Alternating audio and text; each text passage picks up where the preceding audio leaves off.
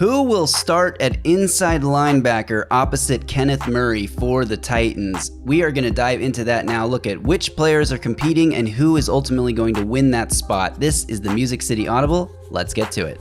Oh, welcome everyone to another episode of the Music City Audible podcast presented by Broadway Sports Media in partnership with 440 Sports. I'm Justin Graver. With me, as always, Justin Melo. And today, we are going to figure out who will be the second starting inside linebacker. Justin, we may not have all the answers yet, but we're going to do some sleuthing and try to figure out who's going to win this job. How is it going today, my friend? Doing well. This is an interesting discussion to me because I think you can make the argument that this is a three-man battle. I think a lot of people are focusing on, Cedric Gray and Jack Gibbens, and I get that, but I wouldn't write off Otis Reese. I think he flashed down the stretch for them. Cedric Gray's a fourth-round rookie. We know Gibbons has some limitations, so I think this is going to be a three-man race, and all three guys, have a path to playing the second most snaps at this position opposite Kenneth Murray. Yep, I agree. And I mean, you say you put Jack Gibbens ahead of Otis Reese. I don't know if that's how I feel, but I'm excited to dive into it. So let's get into it in a second, because first we want to remind everyone, if you're listening to this on a audio podcast platform, we really appreciate the support, but we'd appreciate it even more if you head over to the YouTube channel, the Music City Audible, and watch us there, or just let the podcast play in the background and open up the YouTube video, or vice versa, whichever one you feel more comfortable with. And make sure you are subscribed to the Music City Audible YouTube channel. Give this video a thumbs up, like, and turn on channel alerts so you get a notification every time we drop a new video. And the best way you can help our show grow is to comment below, comment anything below. But today we are asking the question, who will start at inside linebacker opposite Kenneth Murray? Let us know who you think and why will win that job between Otis Reese, Jack Gibbens, and the rookie Cedric Gray. Let us know in the comments below. And in the interest of fairness, you and I, neither of us are big fans of Kenneth Murray, if I'm reading the Pulse correctly. Like, neither of us liked that signing. We talked about it on the emergency podcast when they signed him. But we're not the ones making these decisions, and we've got to be honest and provide in-depth analysis. 2 years, $14 million, I think it was. There's no way this guy's not starting. Right. When the rest of the room is a third-year UDFA, a fourth-round rookie, and a second-year UDFA. Like, he's starting. They gave him $7 million a year, and they don't have a lot else at the position. So how much he's going to play, maybe that's a fair question, because we believe he's got shortcomings in coverage. We believe he's got shortcomings in most areas, but especially in coverage. But so there's, I think, at least open to the possibility that he's not going to play on third down and obvious passing downs. Although I'm not even comfortable saying that with any degree of certainty. Like, we'll see how they feel about him, right? It's not like Jack Gibbens is a good coverage defender, right? It's not like Otis Reese did it a ton for them last year. And we think Cedric Gray is going to be very good at it. He was good at North Carolina, but TBD, as you get into the NFL. So all that insinuates Kenneth Murray is probably going to play a fair amount of football for this team when healthy.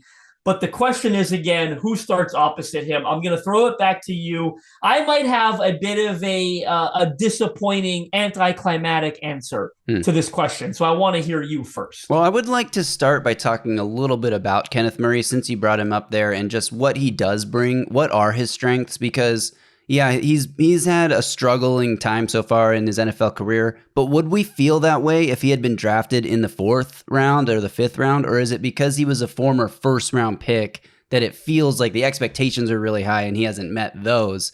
I think he flashed at certain times in his career, and it's going to be up to Denard Wilson to really put him in spots that accentuate his strengths and minimize his weaknesses. I'd love to say that, like, oh, it was just the way he was used with the Chargers wasn't the best way to use him. But he did play for 3 different defensive coordinators during his time in Los Angeles. So it's not like one coach didn't understand what his strengths were and tried to play him out of position. Like, it happened under 3 different guys. But he did flash at times. He had good games at times with Los Angeles. He just couldn't really put that consistent success together over the course of multiple games. But his strengths are really blitzing is a huge strength of his. Coming downhill in the run game when he has a clean look into the backfield is a strength of his. Now, I think you can say that's a strength of a lot of inside linebackers, is when they don't have to deal with offensive linemen climbing and getting hands on them. They're a lot more effective. And that is the case for Kenneth Murray as well. Like, if he is able to if the nose tackle and the defensive linemen are eating up combo blocks and not allowing those offensive linemen to climb to the second level, Kenneth Murray can be really quick to get into the backfield, to diagnose a play and get back there. He doesn't always shoot the right gap. He's a little Rashaan Evans-y in that regard, where sometimes he's playing with his hair on fire, and so he'll make a decision too quickly. So he's not necessarily always going to be making those kinds of plays, but I do think if you put him in the right position to succeed, definitely do not ask him to drop into coverage more than you need to. Obviously, he's not going to never drop into coverage because that's just defenses mix up their looks. They bring certain guys up on the line, make them look like they're blitzing, and then they drop them. And he might be able to have some man-to-man coverage snaps on running backs and tight ends when the formation calls for that. But I just think minimizing the amount you put him in pass coverage, increasing and maximizing the amount you can use him as an extra rusher, and then allowing your big body defensive linemen, guys like Jeffrey Simmons, Tavondre Sweat, Sebastian Joseph Day, to get in the way of these blockers and give Kenneth Murray some clean lanes to get in near the backfield. And I think you'll see him make plays. And there are going to be times where he makes highlight reel plays that get you excited. And then there's going to be those other times where he shoots the wrong gap and a running back explodes for a 20-yard gain through the B gap and he's in the A gap. And, it is what it is. I think that's sort of what we're going to see with Kenneth Murray. By the way, the hair on fire, was that a Jim Haslett callback? Former Titans inside linebacker who said the bald Rashaan Evans was playing with his hair on fire. But yeah. You took the words out of my mouth. I was almost hoping you weren't going to make the point, but we had talked about it before about how you hope guys like Jeffrey Simmons and Tavondre Sweat are going to help accentuate what he does well. And I do think he's a good blitzer, by the way, as you said, from the film that I've reviewed. And I think he's going to have success in that area for this defense when you have guys like Jeffrey Simmons, Harold Landry, and you hope the opposing offensive line has their hands full with those guys, Arden Key, and you send Kenneth Murray on a blitz. Athleticism is not an issue, right? I remember the combine scores, like he's an athletic guy, no doubt about that. So you hope he's got that closing speed to get home when they do send him. But I think enough about Kenneth Murray, because the topic of this here is which of those three young, inexperienced, or rookie linebackers are going to play opposite. And there are other linebackers on the roster, but we're not going to spend time on. I think Garrett Wallow might still be under contract. I think JoJo Doman might still be under contract. I know Chance Campbell, a former sixth rounder, I think, is still under contract, but none of those guys are really going to position themselves, I think. Don't forget Luke Gifford and this year's pick, James Williams, the safety out of Miami, who they'll be converting to linebacker. So they do have, they went from having like a shortage of linebackers to a surplus, it feels like, although a lot of those guys, it's like a surplus of what quality linebacker. Was I right? Is JoJo Doman still on the roster too? He's not listed on the ESPN depth chart, but that doesn't necessarily mean anything. He could be. I probably confused him with Garrett Wallow. Garrett Wallow, JoJo Doman, Luke Gifford. All three of them can walk by me on the street and might not even know they play in the NFL. All right, let's get into it then. So let's start. Before we dive into the linebackers, reminder for everyone that this episode is brought to you by Sinkers Beverages in East Nashville and Bluegrass Beverages in Hendersonville. Sinkers Beverages is the premier wine, spirits, and beer store in East Nashville, serving the community since 1985. Their knowledgeable staff is proud to help you with large parties, themed events, or finding something unique for a special occasion. From birthday parties to milestone celebrations to everyday moments, Sinkers can help with the right drink for every occasion. So head to sinkersbeverages.com or check the link in this podcast description to join the In Crowd. In Crowd members get access to allocated wines and spirits, exclusive events, early access to barrel releases, and more. All right, Justin, I think we should start this conversation with the incumbent. Help me out. The incumbent. The incumbent, which to me, I guess is Jack Gibbens, but you could argue that it's Otis Reese. But let's see. Jack Gibbens, he started 13 games last season. He started 13 of the first 14 games last year, and then he missed the last 3 games of the season with injury. So he was the starter for the majority of the season. He finished second on the team in total tackles last year, a former undrafted free agent, as you said.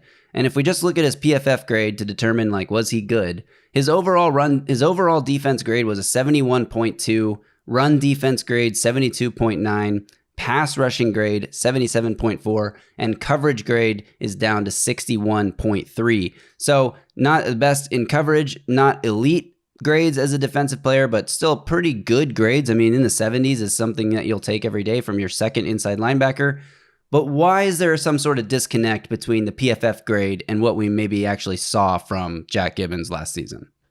Well, I'm glad you asked that question because, again, I'm trying hard not to interrupt. Like, there's no chance in hell he's a 61.4, whatever it was in coverage. Like, I think he's lower than that, in my opinion, when you watch him on tape, right? Like, this is not a guy that's good in coverage. There are obvious athletic deficiencies here. Yeah. And number two, the pass rush grade, I throw that crap out the window. It means nothing to me. And it's how many times did Jack Gibbens line up off the edge and face a tackle one-up, like, 22 pass rush snaps. I don't know where he lined up on those, but he only rushed the passer 22 times, and that could have been blitzing. Do they count blitzing? I'm sure they count so, blitzing. Like, yeah. He never lined up in a freaking alignment of being a pass rush. Like, the pass rush grade means absolutely nothing for Jack Gibbens. And I don't know how the PFF grading system works in terms of like do all those three, like the pass rush, the coverage, the run stopping, do those sort of combine to make the overall grade? Because if they kind of do, the pass rushing grade is juicing the overall grade unnecessarily because it means nothing, right? Like, yeah, a guy can be a good blitzer, but he's not a 77 pass rusher, right? Like, it means nothing. So, and I think he's worse in coverage than they give credit for. But you know how I view Jack Gibbens, and I don't mean this as too much of a slight. He is the worst version of Daniel Brunskill on defense. Okay. Where it's like, yeah, he's there, but you should try to do better in 2024. Yeah. He allowed 17 catches into his coverage on 23 targets, 9.9 yards per catch, 1 pass breakup, and a passer rating of 94.1. So, yeah, the coverage, I mean, he only forced 6 incompletions on 23 targets, which, you know, if a lot of those are underneath dump-offs on 3rd and 9 and they go for 5 yards and he makes a tackle right away, like he gave up a reception in 5 yards, but... And the 9.9 yards per reception indicates not a lot of explosive plays. Right. So maybe he, you know, that it's hard to say how they cover him. Like if he allows that catch but makes the tackle short of the first down, do they knock him for that because he allowed a catch into his coverage? Who knows? But yeah, I think that Jack Gibbens is the guy that, like, if worst comes to worst and you have to run him out there as your starting linebacker because Otis Reese, you know, doesn't make any kind of progress from where he was last year and Cedric Gray is too green as a rookie to really, you know, be relied upon for those snaps, then you fall back on Jack Gibbens and it's like, it's not the best case scenario, but we can get by. We can scheme a defense to get by with Jack Gibbens as a starting. I mean, they did it all last year. It wasn't like they were completely terrible. They did have that sequence of games where it seemed like they gave up 200 rushing yards a week for like 5 straight weeks. But I don't know how much of that is on Jack Gibbens personally, how much is on scheme, how much is on the defensive line in front of him. But yeah, so I think Jack Gibbens, he's fine. He's a fine option. I would think he is I know you put Otis Reese as the last guy on the list that you think would become the starter. I feel like Jack Gibbens is in last place though. Like he's got to do the most in training camp and preseason to earn the starting job, in my opinion. He's got to do the most. I'm torn on that because number one, I didn't do that in order. I wasn't saying that Otis Reese because, in fact, I do think that Gibbens is the one I'm least excited about, certainly, right. And I'm sure you'd agree. Like, and that's because of the athleticism, right? It's hard to get excited over a linebacker that's so obvious, a 2-down thumper with clear athletic deficiencies, right? So he's the one I'm least excited for. I'm way more excited about Otis Reese and Cedric Gray. But with that said, I'm sort of with you on the experience thing. He's certainly might be deemed more ready than those other guys are. We know he's ready, right? Whereas those other 2 guys is TBD. So if he wins the job, I agree with you that it's almost by default, right? Like the other 2 didn't take it from him. Right. So that's where I'm at with Jack Gibbens. Should we move on to Otis Reese here now and talk about what he brings to the table? So Otis Reese started 3 games last year. They were the last 3 games of the season. If you recall the results of those games, they were not great. The Titans lost week 16 to Seattle in a close game, 17-20. Then they got blown out the next week at Houston, 26-3. And then the final game of the regular season, they beat Jacksonville 28-20, and it cost them a top 5 pick. But we're not going to talk about that because they got their guy in J.C. Latham, so everything's fine. So Otis Reese, when we were talking pre-show here, trying to figure out all these numbers, you were like, I'm sure he didn't play well in the Houston game because that was terrible and the Titans got blown out. Actually, the Houston game, week 17, when the Titans got blown out, was Otis Reese's best game, according to PFF grades. He graded out at an 89.9 that game, had 10 tackles. 89.9 is 0.1 short of elite by PFF standards. So his overall grade for the 3 games he played last season, he played in 7 games, but it was mostly special teams. He really started 3 games at inside linebacker. His overall grade for the season was 76.9, so smaller sample size, but higher grade than Jack Gibbens. His coverage grade, 75.6, and you already told me you don't care about the pass rush grade, so I won't tell you that it was pretty low at 56.5. He only had 2 pass rushing snaps in those games, so we're going to throw that grade out the window. But coverage grade, 75.6, overall, 76.9. How many catches did he allow into his coverage? Well, 7 on just 8 targets, so he only forced 1 incompletion, but 6.1 yards per catch, much lower than the 9.9 that Jack Gibbons allowed. And that's those underneath stuff where he's coming up and making the tackle short of the first down most of the time there. So the thing about Otis Reese to me is it's just such a small sample size, so late in a season with a team that was clearly not going anywhere. So like how, what was the goal of those 3 games from a team perspective? Was it to get a look at Otis Reese? Was it to give this guy some reps to prepare him for next year? Because obviously Mike Vrabel didn't go into the last 3 weeks of the season thinking, I'm going to be fired, I'm not going to be coaching this team next year. So they had plans to, see what they had in Otis Reese. And I think he played pretty well. I thought he was a guy that stood out in the preseason. We'll probably all remember Mike Vrabel's comments when we're talking about getting ready for the preseason. And he says, I'm most excited to see Otis. Like, who? The undrafted linebacker free agent guy? Like, okay, sure. Who was a safety coming out of college, right? Just like James Williams. So interesting there that he was a guy that was identified early on as someone with potential by the coaching staff, flashed a little bit in preseason, finally got his chance to start the last 3 games of the season and played decent football. Did the Titans have a diamond in the rough here with undrafted free agent Otis Reese? This is why I think Reese is higher than Gibbons in the pecking order here, because it was a small sample size, but it was good football that he put on tape last year. So I don't know. You got to see it sustain that consistency over a longer stretch of time before you were really sold on him. But based on what we saw, I feel like he's probably your favorite to win the job right now.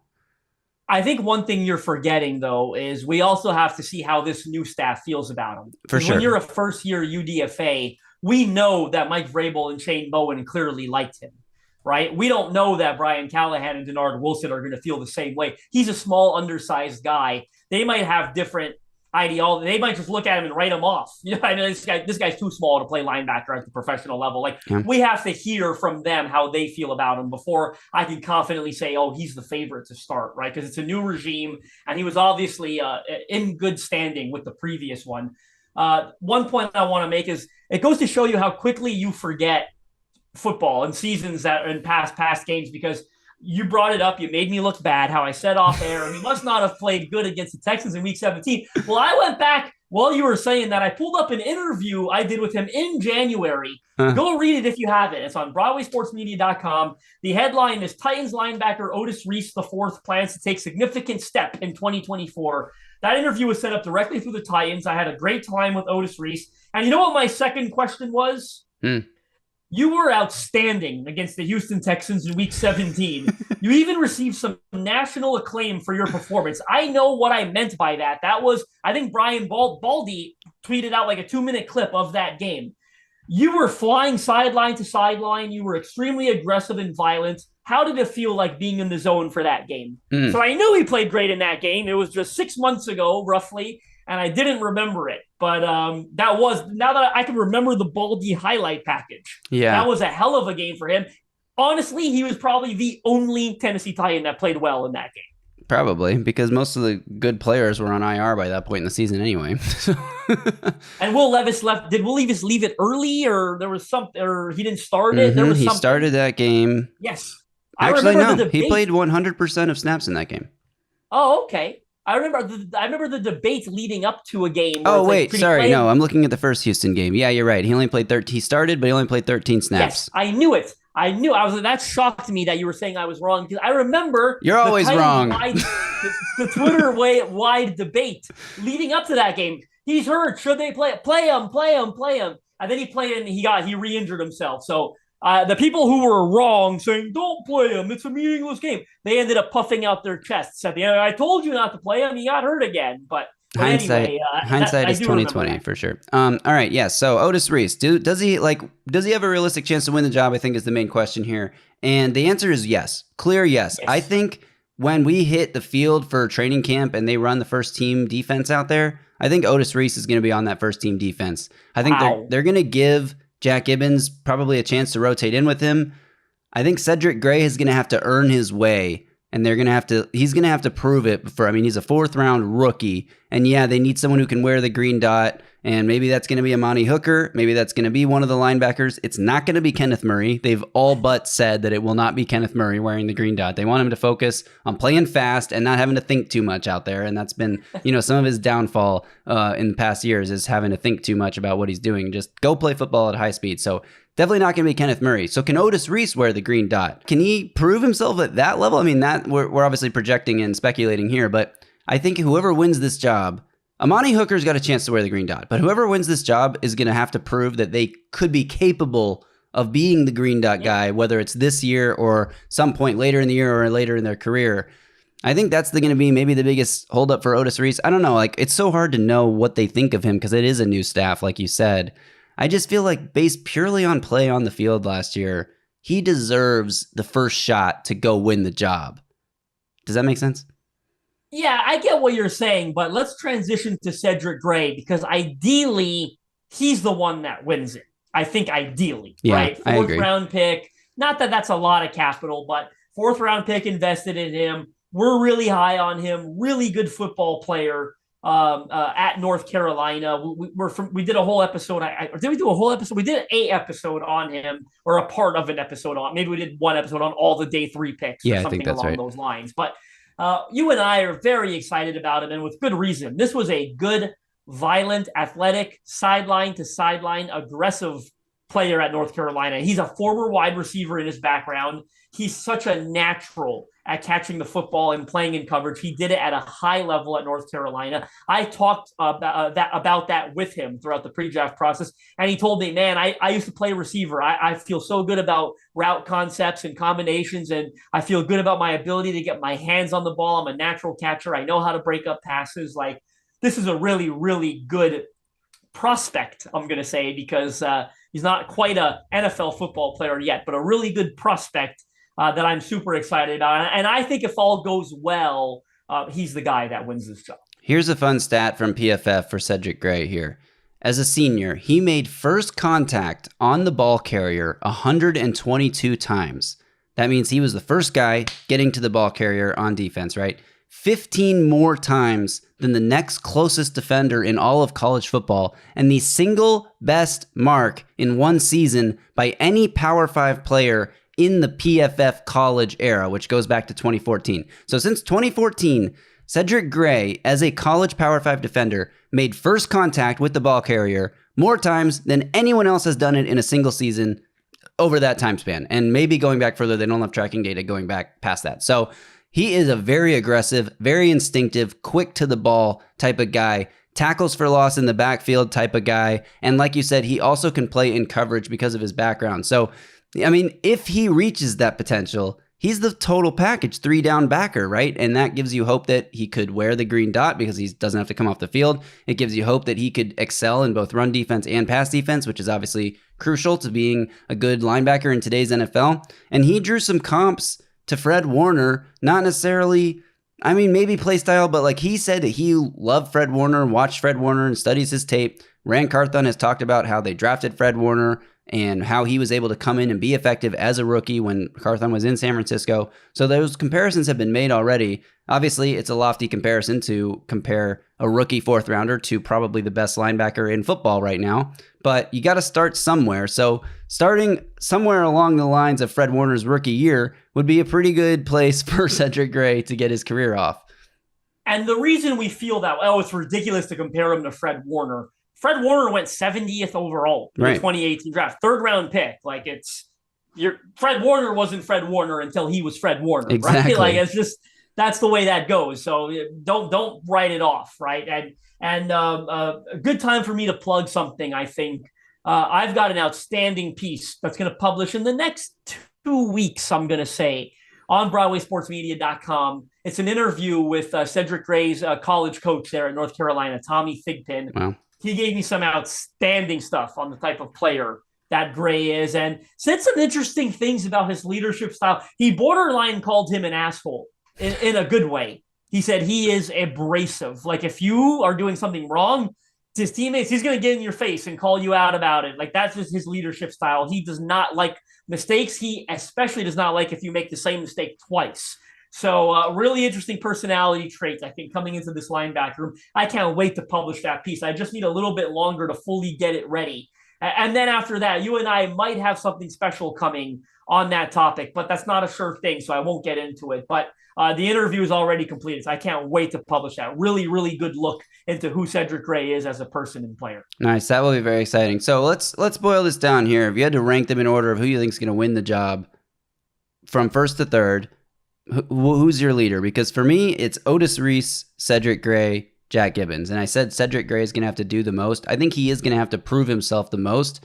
Sure. It's not only about how he plays on the field either. Like it's going to be about how he comes off in the meetings, how he translate what they talk about in meetings to the practice field, and then from the practice field to preseason football. Like it's not just on the field play, that he's going to have to earn their trust and prove that he can be a relied upon member of the defense on all three downs for basically every play of the game on defense, because it's either going to be that or a special teams role for him as a rookie. You hope that he can seize the starting job. Like you said, that would be the ideal scenario.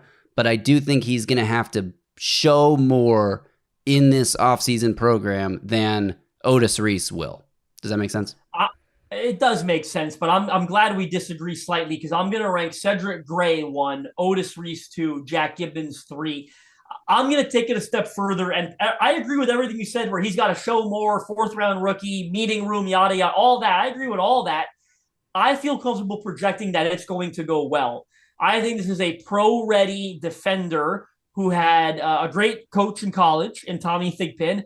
And to tease a small portion of that interview, Tommy Thigpen told me that he just loves the marriage between Cedric Gray and new Titans linebacker coach Frank Bush. He goes, I think if I could have handpicked the linebacker coach, I would have picked Frank Bush to oversee his development. I mean, Frank Bush has been doing it at a high level for a long time. This is his third stint on the Titans coaching staff. I think he played for the Houston Oilers once upon a time. Like this guy's been around the block. He's already talked about Cedric Gray in some of the offseason interviews, OTAs and things when the media had access to Coach Bush. So I think it's going to go really well between Frank Bush and Cedric Gray, and I'm projecting that he's going to win the job. I teased something earlier that I didn't get to make, and since we're concluding this episode now, I can tell we're at the tail end of it here. I'm going to say it because it's anticlimactic. I said it earlier, but I think we're spending a lot of time focusing on who's going to start opposite Kenneth Murray. I don't know that the answer is going to be as straightforward as we think it is. Like, we're all looking for who that guy is going to be. I'm glad I saved this to the end because everyone would have tuned out. We'll say, who cares about that answer? Maybe it's a combination of the three. Yeah. Like, this doesn't have to be a case where, like, I wrote an article earlier today for the Draft Network on the Tampa Bay Buccaneers linebacker room. Totally different topic. But last year, like, Levante David and Devin White both played like 900 snaps. That was the linebacker room in Tampa Bay. Okay, they were healthy. That's a caveat I'm not going to get into, right? Because of course, you need that. But even if they're all healthy, I don't think that's the case in Tennessee. I don't think two linebackers play 900 snaps. I think Kenneth Murray plays the most for sure. But then maybe those 900 snaps, maybe Cedric Gray plays 550. Maybe Otis Reese plays 300. And I'm really bad at math, so whatever's left, maybe Jack Gibbens plays the 200, I think, is left there. So 200, 150, something like that, right? Like, you're looking up to the sky. You don't know 150. Either. But you know what I mean? Like, maybe like we're searching for an answer here. We've spent the last half an hour talking about the answer. Maybe it's a combination of the three. It doesn't have to be, so clear and straightforward as we think. Yeah, true. But only one guy can start. So it is going to be one guy. I mean, 10 years from now, when you visit Pro Football Reference, okay, because I do this all the time, each season they've got what the starting lineup was. The Titans media guide has what the starting lineup was. And if I recall correctly, that's all based on who played the most snaps at that position. It doesn't factor in injury. Like, Dennis Daly was the primary starter at left tackle, not Taylor Lewan, because Lewan got hurt too early and Daly played the most snaps. Right. So who will play the most snaps? You're right. 10, 20 years from now, no one will remember how it worked. They'll only remember whoever's listed as the starter for that year. Right. So one person will start. But yes, I do think that you could see a platoon approach to this just because they are a bunch of young and experienced guys that are all competing for the job. I mean, Gibbens has the most in-game experience, but Cedric Gray has the highest pedigree coming out of the draft in terms of like ceiling, athletic profile, production in college, things like that. So I do think that gives him a leg up. And while I picked Otis Reese as number 1, I'm rooting for it to be Cedric Gray because for multiple reasons. He's got, like you said, he's got the highest ceiling. It would just be the best case scenario. It's a new regime that picked him. This regime did not pick the other 2 guys, even though they did have to bring them back on contracts this offseason. So the new regime picked Cedric Gray. He's a higher pedigree guy, higher ceiling guy. It would make the most sense for him to win the job. You just wonder if it takes him a few weeks to do so, if he can win that job by week 1, or if it's like a post-bye week thing. Titans have an early bye this year, so it could be like week 6 he gets inserted into the starting lineup. Could be like Nicholas Petit-Friere's rookie year where he was, or was it Nicholas Petit-Friere who didn't start till like week 11 his rookie season? Or was that Nate Davis, maybe? Nate Davis. I think it was earlier than week 11, but I remember Nate Davis didn't start. It was Jamil Douglas that started at right guard that year. And eventually... I only remember that because of Robert Greenlaw. And I think you know why I remember. It was Super Bowl, whatever the nickname was. Yeah, Super Bowl champion Jamil Douglas. And so maybe it's a situation where he gets the job later in the year is my point. But I do think he could win it at some point, whether it's before week 1 or later in the year, and that would be best case scenario for the defense. I'm going to be the version, whatever you'd call it, of the grammar police for this, because technically you said the previous regime, Carthon was the GM when they signed Reese as a UDFA, but we do think Vrabel probably had a lot of input on that. Yeah, but I mean, I know on top, the other point I want to add before we get out of here is best case scenario. You said it's Cedric Gray. I want to add another point to that because I agree. Don't forget you've got him on a really team friendly, cost controlled 4-year rookie deal, right? Like by far best case scenario that you get really good, cheap price football, right, out of Cedric Gray over these next 4 seasons. And then who knows? At some point in the year, maybe it's Cedric Gray and Otis Reese out there, and Kenneth Murray just comes in as a 3rd down pass rusher or something like that. Depends how everyone performs. So it'll be Jack Gibbens. PFF had like an 87.1 pass rushing grade on Jack Gibbens. So it'll be Gibbens. 77.4. All right, that'll do it for this one. Thanks to everyone for tuning in. Thanks again even more if you're watching us on YouTube. Make sure you're subscribed to the Music City Audible channel. Give this video a like, thumbs up, and turn on channel alerts so you get a notification every time we drop a new video. Don't forget to leave a comment below. Who is going to win the starting linebacker job opposite of Kenneth Murray? Let us know in the comments who and why. Thanks also to our sponsor, Sinkers Beverages in East Nashville, Bluegrass Beverages in Hendersonville. Remember to head to the sinkersbeverages.com website or check the link in this podcast description to join the In Crowd. In Crowd members get access to allocated wines and spirits, exclusive events, early access to barrel releases, and more. So check out sinkers.com today. They're also on Uber Eats. So if you don't have time or energy to get over to the store, search up Sinkers Beverages on Uber Eats and have all the booze you need delivered straight to your front door. What's up, Justin? If you listen to this whole episode, you could have just tuned into the final 30 seconds. Who will win the starting job? It'll be Jack Gibbens, the Myles Garrett of pass rushers on the Tennessee Titans. No, incorrect. It will not be Jack Gibbens. Well, it could be, but we both don't think it will be. So I don't know why you said that. The Myles Garrett of the Tennessee Titans was the joke. The only reason I said it. I got you. Because of his insanely high 77.4 pass rushing grade on 22 snaps. All right, we're getting out of here. We'll be back later this week to, what are we talking? Make or break players. Players with make or break seasons ahead of them in 2024. That is the topic of our next podcast coming out, I guess, probably Thursday this week. So look for that. Again, if you are subscribed to the channel, you got notifications turned on for channel alerts, then you'll get a notification when that video is out. So don't miss it. All right, that'll do it for us. Until then, y'all stay safe out there and tighten up.